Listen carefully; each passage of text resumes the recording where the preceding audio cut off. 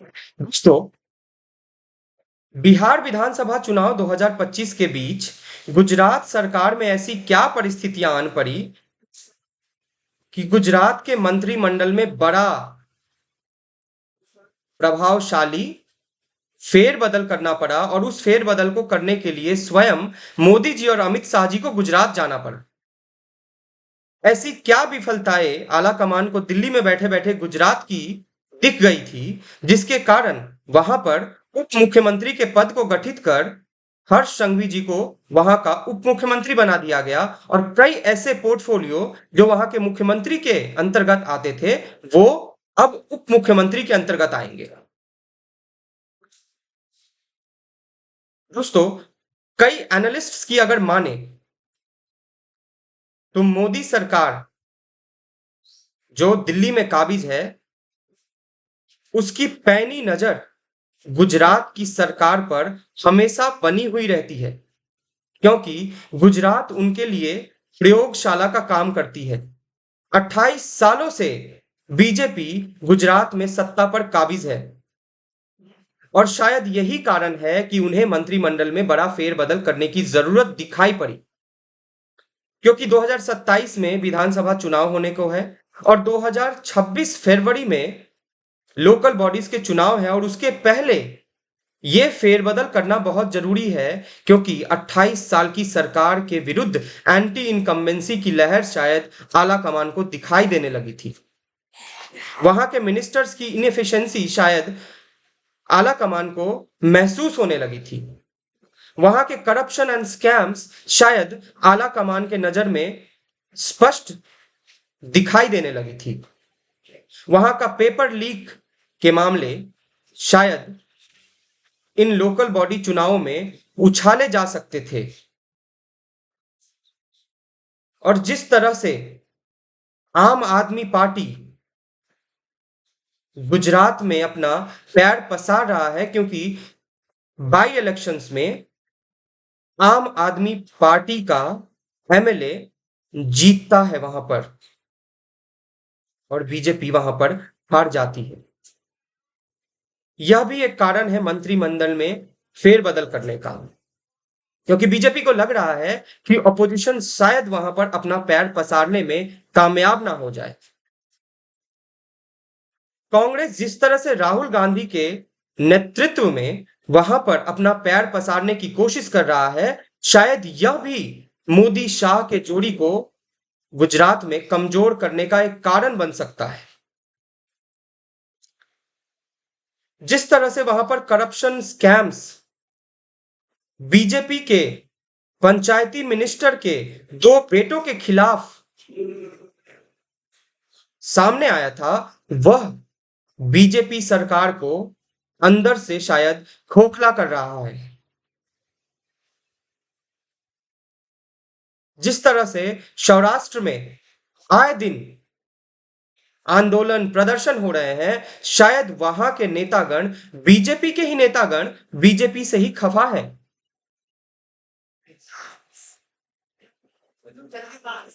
दोस्तों, अनेका अनेक कारण है जिसके कारण मंत्रिमंडल में फेरबदल करने की जरूरत गुजरात विधानसभा चुनाव के 2 साल पहले करना पड़ा। कई एनालिस्ट्स की माने तो ब्रिजेस का गिरना और बहुत सारे ऐसे कारण हैं,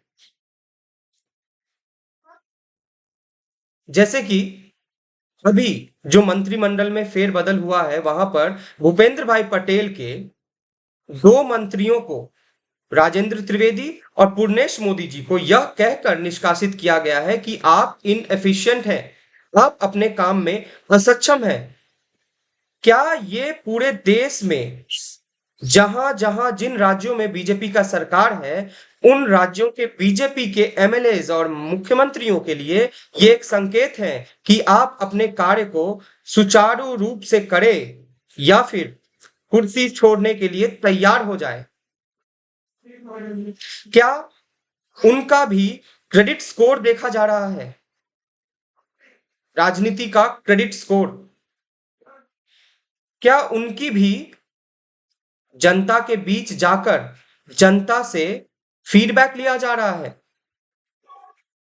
दोस्तों, यह कहीं ना कहीं बीजेपी अपने संघीय ढांचे को मजबूत करने के लिए भी कर रहा है, ताकि अगर बीजेपी आला कमान इस तरह से मंत्रिमंडल में फेरबदल करेगा तो जो एंटी इनकम्बेंसी जनता में है वो तो शायद कम होगी ही होगी, लेकिन जो एंटी इनकम्बेंसी बीजेपी के संघ में निचले स्तर के लोगों में है, निचले स्तर के कार्यकर्ताओं में है, शायद वो भी कम हो जाए।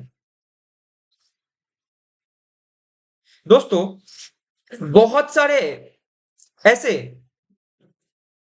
मतलब बहुत बार हमने ऐसा देखा है कि ऐसा भारत देश में हुआ है। जवाहरलाल नेहरू के समय भी बहुत सारे मजबूत मुख्यमंत्रियों के इस्तीफा ले लिया गया था और इसे शायद कामराज प्लान के नाम से जाना जाता है।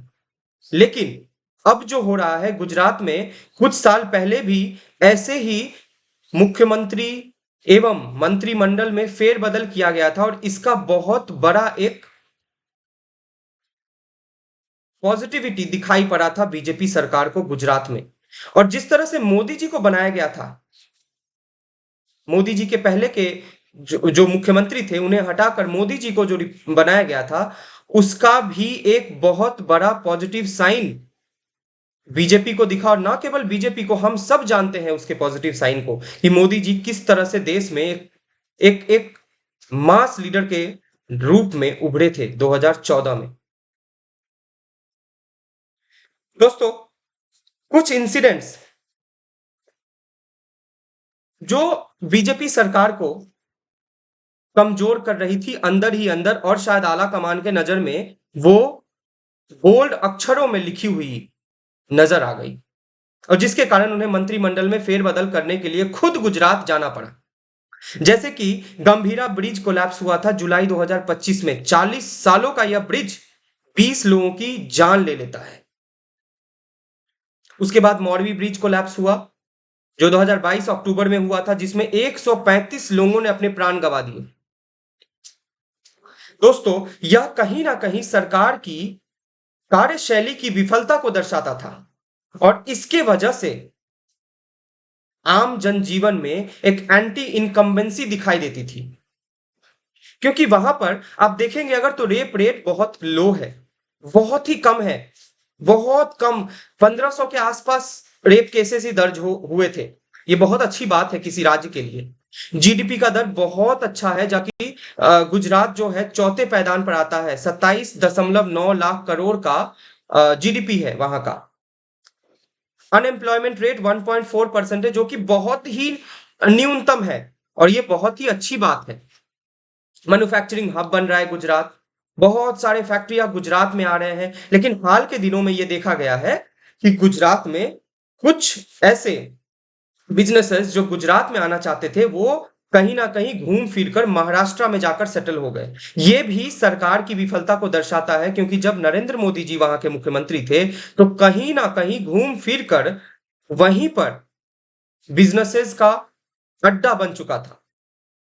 और ये बहुत बड़ी बात थी वहां पर जीडीपी बढ़ाने के लिए, एम्प्लॉयमेंट रेट को बढ़ाने के लिए, वहां पर रेवेन्यू जनरेशन करने के लिए। लेकिन आजकल ऐसा हो रहा है भूपेंद्र भाई पटेल जी के नेतृत्व में चलती इस सरकार के बीच गुजरात में फैक्ट्रियां शायद कहीं ना कहीं कंपैरेटिवली कम लगाई जा रही है और वो शायद घूम फिरकर महाराष्ट्र या दूसरे राज्यों में चली जा रही है, जैसे आंध्र प्रदेश हो गया, तमिलनाडु हो गया, महाराष्ट्र हो गया। ये भी सरकार के नजर में खटक रहा था कि ऐसा क्यों हो रहा है, क्योंकि वो तो प्रयोगशाला है। अगर वहां पर पिछड़ गए बीजेपी मोदी शाह की जोड़ी तो शायद दिल्ली में भी उन्हें इसका खामियाजा भुगतना पड़ेगा। चलिए अब दूसरे करप्शन केसेस पर आ जाते हैं। मैंने आपको बताया मनरेगा स्कैम जो 2025 में हुआ था, जहां पर इस राज्य के पंचायती मिनिस्टर के 2 बेटों पर आरोप आया था। उन्हें शायद इस बार निष्कासित कर दिया गया है।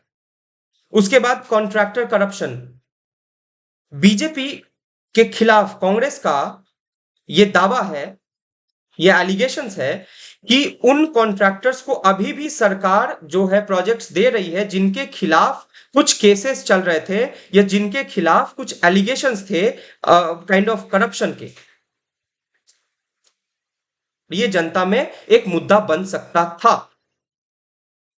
उसके बाद ईडी के कुछ रिपोर्ट्स के अनुसार 2025 के ईडी की कुछ रिपोर्ट्स के अनुसार कुछ इलीगल लैंड अलॉटमेंट्स भी हुए थे गुजरात में, जिसमें कि 5.92 करोड़ का जो है घोटाला पाया गया था, और यह घोटाला कोई और नहीं बल्कि गुजरात के ब्यूरोक्रेट्स के नाम पर था। उसके बाद ढोलेरा में लैंड स्कैम हुआ था, यह भी एक बहुत ही बड़ा मुद्दा था, लेकिन यह उछलता नहीं है उस तरह से देश में, क्योंकि वहां पर बीजेपी सरकार है। उसके बाद दोस्तों उसके बाद कुछ सोशल इकोनॉमिक इश्यूज, जो सामाजिक स्तर पर जो कुछ वहां पर घटित हो रहा था गुजरात में, जिसके कारण गुजरात सरकार को शायद कमजोर करने में सफलता कांग्रेस को मिल जाती। जैसे कि अनएम्प्लॉयमेंट रेट शायद वो कम है, लेकिन कांग्रेस उसे विशेष करके आंकती है। अनएम्प्लॉयमेंट रेट अगर कागजी स्तर पर हम देखें गुजरात की, तो वो 1.4% ही, और भारत के कई राज्यों से, इनफैक्ट बहुत सारे राज्यों से वो कम है। लेकिन कांग्रेस उसे उजागर करने की कोशिश करती है। उसके बाद वाटर स्कैर्सिटी, जो सौराष्ट्र में और नॉर्थ गुजरात में, दक्षिण गुजरात में ज्यादातर दिखाई देती है, और वह भी प्रदर्शन का एक कारण है गुजरात में, जिसके कारण गुजरात सरकार, या यूं कहूं कि वहां की बीजेपी सरकार अपने आप को कमजोर महसूस कर रही थी, और वो एक कारण बन सकता था 2027, या यूं कहूं कि 2026 के लोकल बॉडी इलेक्शंस में एक मुद्दा बन सकता था। कांग्रेस इसे जरूर एक मुद्दा बनाकर उछालती। उसके बाद सीआईडी जॉब स्कैम 2024 का, जो Gujarat CID cyber crime branch ने बस्ट किया था, खोज निकाला था, और 3.25 करोड़ का यह जॉब स्कैम था, जिसका connection Gujarat public service commission से मिला था, जीपीएससी से मिला था। दोस्तों ये कुछ ऐसे स्कैम्स थे जो शायद अगर कांग्रेस, या यूं कहूं कि अपोजिशन पार्टीज गुजरात में उजागर करने की कोशिश करती, तो शायद बीजेपी की सरकार गिर सकती थी। और इन्हीं सभी स्कैम्स को दबाने के लिए, ये यूं कहूं कि पब्लिक को ये बताने के लिए कि अगर ये स्कैम्स हो रहे हैं तो उन पर नजर रखने के लिए आला कमान मौजूद है, मजबूती से उस पर एक्शन लिया जाएगा। इसी कारण से गुजरात की सरकार को मंत्रिमंडल में इतना बड़ा फेरबदल करने की जरूरत आन पड़ी, और मोदी शाह की जोड़ी को गुजरात जाना। उसके बाद कुछ स्कैम्स ऐसे भी थे, जैसे पेपर लीक की बात हम करते हैं। राजस्थान में पेपर लीक की बात बहुत होती है, बिहार में पेपर लीक की बात बहुत होती है, लेकिन गुजरात के पेपर लीक की बात सामने नहीं आती है, क्योंकि गुजरात में बीजेपी सरकार है, और मजबूती से बीजेपी सरकार है, और ये गोदी मीडिया भी इसे दिखाने में असक्षम रहती है। कभी भी आप नहीं सुनेंगे कि पेपर लीक गुजरात में हो रही है, लेकिन गुजरात में भी पेपर लीक के बहुत सारे मामले सामने आए हैं, लेकिन वो मेन स्ट्रीम मीडिया में कभी आपको दिखाई नहीं देंगे। उसके बाद बोगस जीएसटी आईटीसी क्लेम्स, मैं आपको समझाता हूं। ये 2023-2024 में ये स्कैम सामने आया था, और इस स्कैम में गुजरात प्रथम स्थान पर था, जिसमें कि फेक, मतलब गलत तरीके से टैक्स क्रेडिट किया गया था, और 19,690 करोड़ का बोगस टैक्स क्लेम हुआ था गुजरात में 2023-2024 में। इसकी रिपोर्टिंग भी कहीं नहीं हुई थी। उसके बाद सबसे बड़ा स्कैम जो अभी हुआ है वो हल्दी घोटाला है। 2025 हल्दी घोटाला गुजरात में हुआ है, जिसमें 64.8 करोड़ रुपयों का ठगी सामने आया है गुजरात में। दोस्तों इन सब कारणों को मिलाकर अगर देखा जाए, तो गुजरात सरकार अपने आप को शायद कहीं ना कहीं कमजोर होती हुई दिखाई दे रही थी, और भूपेंद्र भाई पटेल शायद कहीं ना कहीं अपने कार्यशैली में, अपने कार्यों में उतने मजबूत, उतने ठोस नजर नहीं आ रही थी आला कमान को, जितना कि आला कमान सोच रही थी। क्योंकि जिस तरह का एक एग्जाम्पल मोदी जी सेट करके आए हैं गुजरात से, वो एग्जाम्पल शायद भूपेंद्र भाई पटेल जी उस पद चिन्हों पर चलने में असक्षम रहे। इसी कारण उनकी कंट्रोल जो है वहां के मंत्रियों में बहुत कम हो गया था, वहां के मंत्रिमंडल के मंत्रियों में बहुत कम हो गया था। दोस्तों, इन सब कुछ कारणों को अगर देखें तो इन सब कारणों के को मद्दे नजर रखते हुए मोदी शाह की जोड़ी को बिहार चुनाव, जो कि बहुत महत्वपूर्ण है, जहां पर रस्साकसी है, सीट शेयरिंग को लेकर ही रस्साकसी है, लेकिन उस मगजमारी के बीच भी बिहार की चुनाव को छोड़कर मोदी शाह की जोड़ी को गुजरात के लिए रवाना होना पड़ता है और मंत्रिमंडल में बड़ा फेरबदल करना पड़ता है। कई लोग जो हैं इसे ऐसे भी देख रहे हैं कि शायद भूपेंद्र भाई पटेल को कि मुख्यमंत्री पद को शायद खतरा है अब, और उन्हें यह चेतावनी है कि अब आप संभल जाएं, क्योंकि उनकी जगह पर हर्ष सिंघवी जी को ट्रेनिंग दी जा रही है, उन्हें मुख्यमंत्री पद का पदभार संभालने को दिया गया है, कुछ पोर्टफोलियोज भी जैसा मैंने कहा कि उन्हें दिया गया है, उन्हें बस ये ट्रेनिंग देने के लिए कि शायद भूपेंद्र भाई पटेल की जगह हर्ष संघवी जी को रिप्लेस किया जाए। ये अटकलें तो लगाए जा रहे थे कि चुनाव के पहले या चुनाव के बाद में हर्ष सिंघवी जी को वहां का मुख्यमंत्री पदभार दिया जाएगा, लेकिन ये अनसर्टेन है कि पहले दिया जाएगा कि बाद में दिया जाएगा। पहले 16 मंत्री हुआ करते थे भूपेंद्र भाई पटेल के मंत्रिमंडल में, 25 मंत्री होंगे, जहां पर जो कांग्रेस पार्टी से आए हुए 2 मंत्री जिन्हें रिटेन किया गया है मंत्रिमंडल में, उनका पहला नाम है अर्जुन मुंडाविया और दूसरा है कुनवर्जी बावलिया, जिन्हें रिटेन किया गया है। और अर्जुन मुंडाविया तो कांग्रेस से पहले कांग्रेस में थे, लेकिन कांग्रेस की स्थिति परिस्थिति को देखकर वो बड़े विचलित हुए और वो बीजेपी में आ गए और उन्हें इस बार मंत्रिमंडल में शामिल किया गया है। यह कारण भी एक बताया जा रहा है कि जिन कांग्रेसियों को बीजेपी में लाया गया था, कुछ देने का वादा करके उन्हें ये पद देना था, इसीलिए मंत्रिमंडल में फेरबदल किया गया है। दोस्तों, सबसे बड़ा सवाल ये उठता है कि मंत्रिमंडल में फेरबदल करना एक कॉमन बात है, एक सामान्य बात है, समान परिस्थिति की बात है, लेकिन क्या ये चेतावनी है भारत के कमजोर मुख्यमंत्रियों के लिए, जिनकी पकड़ अपनी मंत्रिमंडल पर कमजोर है, कि आप कभी भी रिप्लेस किए जा सकते हैं? आपके साथीदार जिनसे आपकी खूब बनती है और जिन्हें आपने मंत्रिमंडल में अपने माने अपने हिसाब से आपने चयनित किया है, शायद उन्हें कभी भी निष्कासित किया जा सकता है, उन्हें भी अपने पद से कभी भी निकाला जा सकता है, अगर वो आला कमान के कसौटी पर खड़े नहीं उतरे तो। कुछ राज्यों की छोड़ दे, कुछ मुख्यमंत्रियों की छोड़ दे, तो बहुत सारे मुख्यमंत्री ऐसे हैं जो शायद जिनकी पकड़ शायद अपने मंत्रिमंडल पर भी कमजोर है और इसीलिए आला कमान उन पर हावी होती है।